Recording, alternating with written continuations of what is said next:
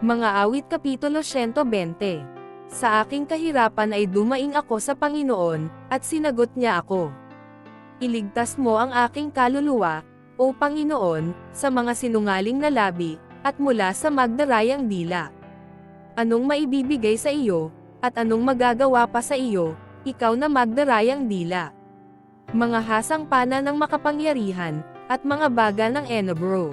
Sa aba ko, na nakikipamayan sa Mesek, na tumatahan ako sa mga tolda sa Kedar.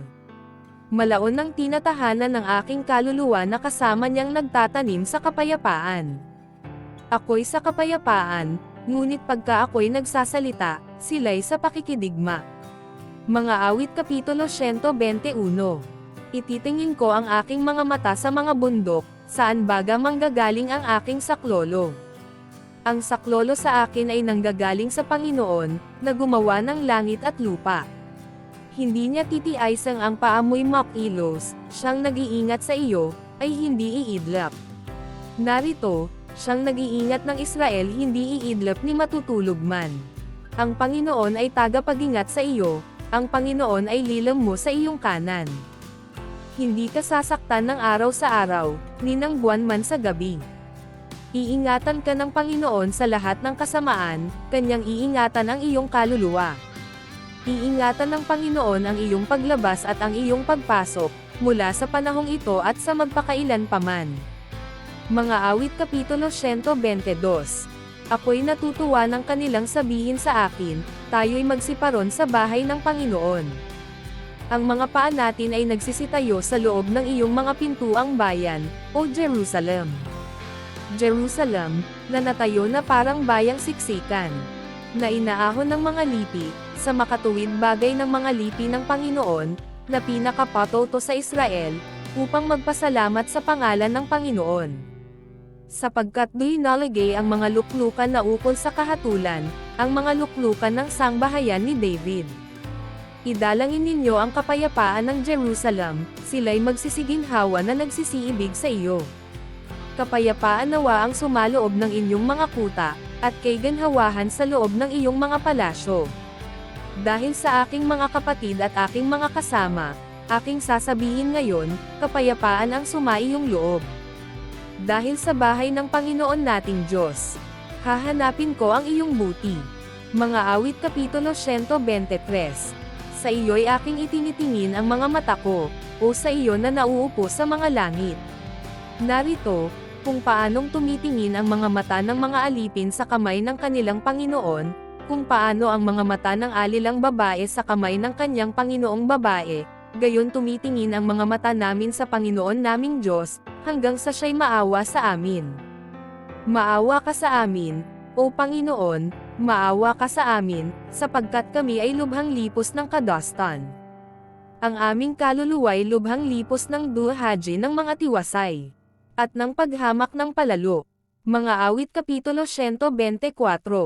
Kung hindi ang Panginoon ay naging kakampi natin, sabihin ng Israel ngayon.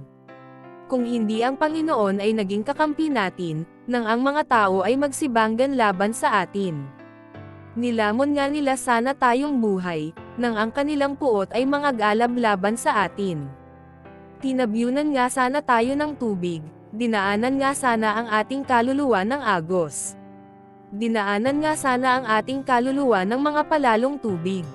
Purihin ang Panginoon, na hindi tayo ibinigay na pinakahuli sa kanilang mga ngipin. Ang kaluluwa natin ay nakatanan na parang ibon sa silo ng mga manghuhuli, ang silo ay nasira, at tayo ay nakatanan.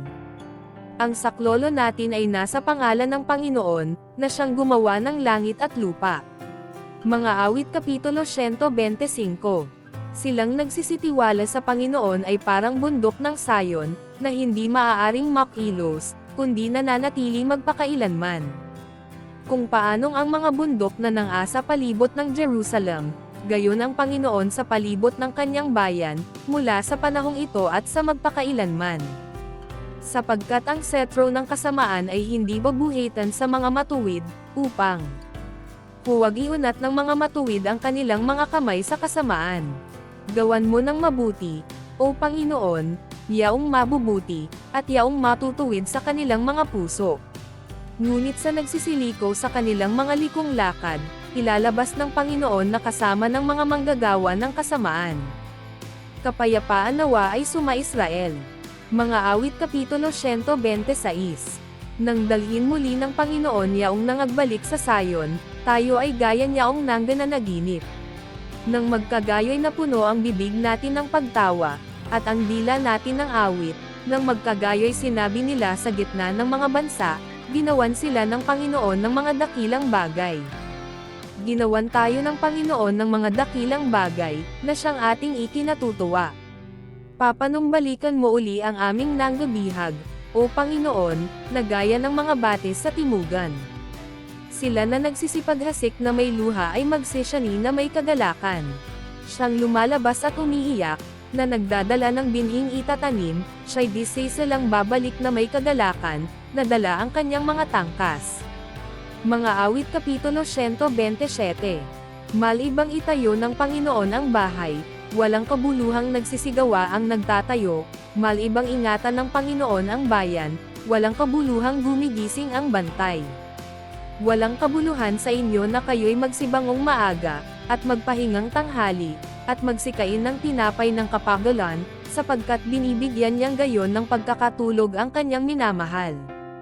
Narito, ang mga anak ay mana na mula sa Panginoon, at ang bunga ng bahay bata ay kanyang gantimpala. Kung paano ang mga pana sa kamay ng makapangyarihang lalaki, gayon ang mga anak ng kabataan. Maginhawa ang lalaki na pumuno ng kanyang lalagyan ng pana ng mga yaon, sila'y hindi mapapahiya, pagka sila'y nakikipagsalitaan sa kanilang mga kaaway sa pintuang bayan. Mga awit Kapitulo 128. Mapalad ang bawat isa na natatakot sa Panginoon, na lumalakad sa kanyang mga daan. Sapagkat iyong kakanin ang gawa ng iyong mga kamay, magiging maginhawa ka, at ikabubuti mo. Ang asawa mo'y magiging parang mabungang puno ng ubas, sa mga pinakaloob ng iyong bahay, ang mga anak mo'y parang mga puno ng olibo, sa palibot ng iyong dulang. Narito, na ganito nawa pagpalain ang tao, na natatakot sa Panginoon. Pagpapalain ka ng Panginoon mula sa Sayon, at iyong makikita ang buti ng Jerusalem sa lahat na kaarawan ng iyong buhay. Oo, iyong makikita ang mga anak ng iyong mga anak. Kapayapaan naway suma-Israel.